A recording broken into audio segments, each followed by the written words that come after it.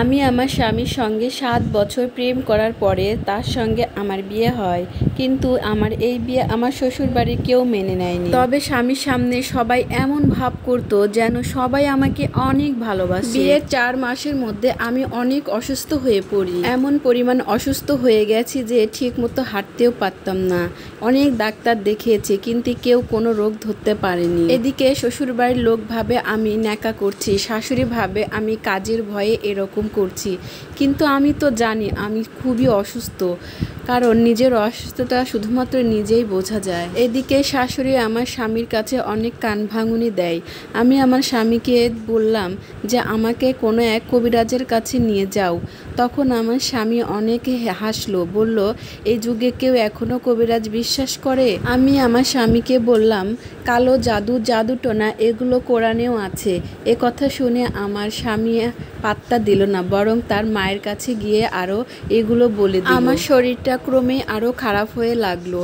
তারপর আমার বাবার বাড়ির লোকেরা, আমার মা আমাকে নিয়ে গেল। সেখানে গিয়ে একটা কবিরাজের কাছে নিয়ে গেল।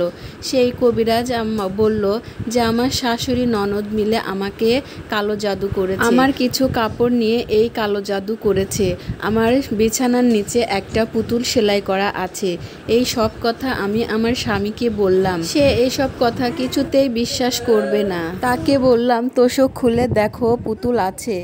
সাথে সাথে তোশক খুলে সত্যি সত্যি একটা পুতুল পেল। সামনাসামনি পুতুল বেরিয়ে এলো, কিন্তু তবুও আমার স্বামী বিশ্বাস করলো না। তখন আমার শাশুড়ি বলল দেখেছিস তোর বউ তোকে ফাঁসাচ্ছে। আর এই কথাগুলো শোনার পর আমার পর আরও রেগে উঠলো। আস্তে আস্তে আমাদের সম্পর্কের মধ্যে ফাটল ধরলো। এক সময় আমাকে ডিভোর্স দিয়ে দিল। আমি এখন আবার নতুন করে বিয়ে করে ঘর সংসার করছি। আর আমার প্রাক্তন স্বামী তার বাবা মায়ের পছন্দে আবার বিয়ে করেছে, কিন্তু বিয়ের 1 বছর যেতে না যেতেই তার নতুন স্ত্রী তাকে নিয়ে আলাদা হয়ে গিয়েছে। আর আমার প্রাক্তন স্বামী তার মায়ের এখন খোঁজই নেয় না। আর আমার ননদকে তার শ্বশুরবাড়ি থেকে তাড়িয়ে দিয়েছে।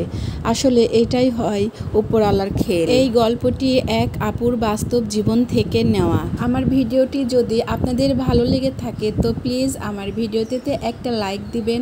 আর যারা আমার পরিবারের এখনও সদস্য হননি প্লিজ আমার পরিবারের সদস্য হয়ে যাবেন। চ্যানেলটি সাবস্ক্রাইব করে পাশেই থাকবেন।